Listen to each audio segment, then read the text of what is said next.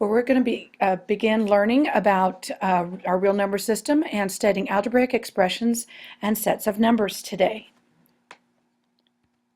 The first thing I want you to do in your notes is to list the objectives, because it's very important that you understand what it is you're supposed to be learning about the lesson. That helps you focus on what it is you're studying.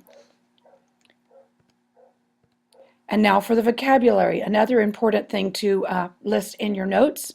A variable is a letter that's used to represent any number. A constant is either a fixed number or a letter that represents a fixed number. And an algebraic expression, it is formed by numbers and variables.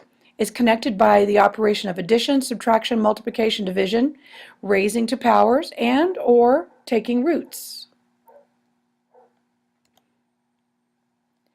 So for objective 1, we're going to learn to identify algebraic expressions. Notice this 3x, if you'll remember, it's the same thing as 3 times x, or 5 times a squared, 6 times a. This one represents a ratio. This is a quotient, y to the 4th minus y squared plus 15 divided by 4y. Now for evaluating, which is objective 1 also, a lot of times we have learned previously to just plug it in. You've heard that terminology. We're going to use the correct terminology in this class. When we evaluate an algebraic expression, we will substitute the numerical value for each variable into the expression and simplify the result. For example, we're going to evaluate the expression 5x minus 2 for x equals 8. This simply means that wherever you see an x in our expression, we're going to substitute in the number 8. I like to keep my parentheses. It'll be very helpful later on when you're working with negative numbers. So I always just rewrite the expression with parentheses, then I go back and I fill in the value into my parentheses. So 5 times 8 is 40 minus 2. So when we evaluate this expression for x equals 8, we are given 38. Now let's evaluate 3a squared plus 2a plus 4 for a is equal to negative 4. Now I would simply rewrite my expression and I put parentheses in place of my letter a, my variable a, and I put my negative 4 inside the parentheses. See how this is important? Because negative 4 times negative 4 is a positive 16. If you end up dropping the parentheses, you could end up making a mistake and carrying your negative forward. 2 times negative 4 is negative 8, plus 4. Following the order of operations, our answer is 44. Now let's look at the sets of numbers. This is objective 2. Natural numbers. Now these are known as ellipses. You'll see that vocabulary word here in a little bit, which means this continues on in this pattern. Whole numbers are natural numbers with a 0 added.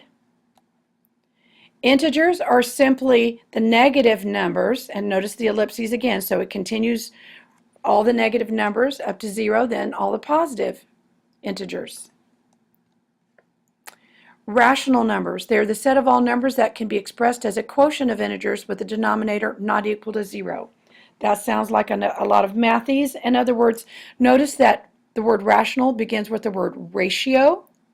A ratio, one of the ways we can write a ratio is as a fraction, but the denominator cannot be 0. So ask yourself, can this number be written as a fraction? If it can, it could be a rational number.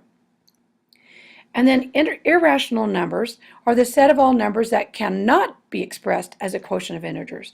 They cannot be expressed in fraction form or as a ratio. The trick here for the difference between irrational and rational, irrational numbers have non-terminating or non-repeating decimals. That's very important. Real numbers are the set of all rational numbers and all irrational numbers. I have a slide here that I like to substitute in to show you how the natural or the counting numbers, whole numbers, integers, rational numbers, irrational numbers, and they're all part of the reals. So if you want to draw this in your notes, it'd be very important. Notice these letters are used to represent the sets. And here are some examples.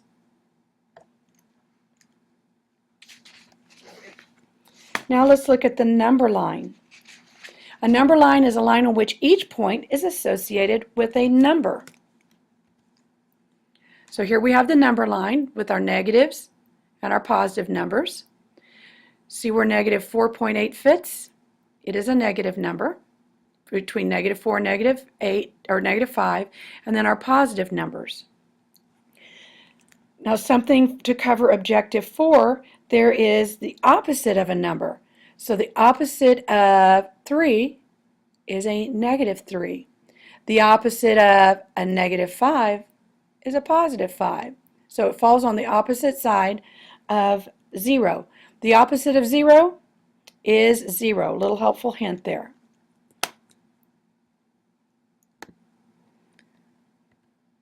Okay, let's look at set builder notation. A set can also be written in set builder notation. Now this notation describes the member of a set. It does not list them. For example, how do we read this? The braces says the set of all x. The set of all x. This line means such that x is an even natural number less than 10. So these braces contain the members of the set. It's describing the members of a set of x such that x is an even natural number less than 10. Okay. Note that a set that contains no elements is called the empty set or the null set. It can be symbolized by just the braces or the null sign. Do not put the null sign inside the braces, or that would show that that set contains a null. An example of an empty set is the set of all x such that x is a month with 32 days. Well, there are no months with 32 days. So the answer to this one that describes in set builder notation would be the empty set or the null set.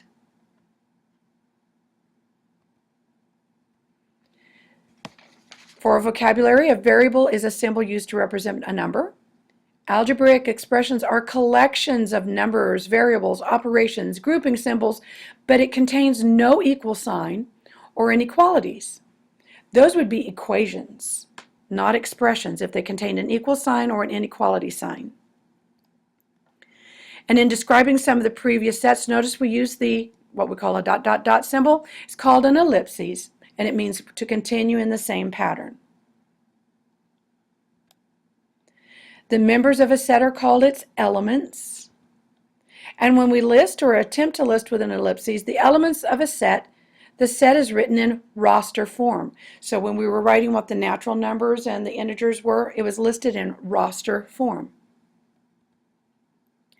Now let's look at the absolute value. So we're looking at objective 4. The absolute value of a real number a is denoted by, and notice these are grouping symbols, but these are absolute value symbols. It's actually the distance between a and 0 on the number line. So how far is a negative 4 from 0? Well, it's just a distance of 4. How far is a 5 from 0? Well, it's a distance of 5. So that's why the absolute value is always a positive number. It's just how far it is from 0. It's the distance or the length from 0 to negative 4. And if you always think of length, it can never be a negative number. Just try to sleep on a negative length of a bed. That doesn't work very good, does it? So if you think of distance and length as always a positive number, that will help you with absolute value as well. Then we are translating phrases into algebraic expressions. Finally, objective 5. These are the operations we might perform in an expression or an equation, and these are some of the key words that we'll notice as we're working these problems. For example, we're to write as an algebraic expression, and we're going to use x to represent a number. Sometimes you may be asked to use n to represent a number. So first of all, we've got 5 decreased by a number. So in words, we've got 5 decreased by a number. To translate that into an algebraic expression is 5 decreased by x. Let's look at the quotient of a number and 12 in words. So we have the quotient of a number and 12. So we would translate that as x is the number, we're dividing, so the quotient is dividing by 12. I prefer to see the answer written this way, x over 12, x divided by 12.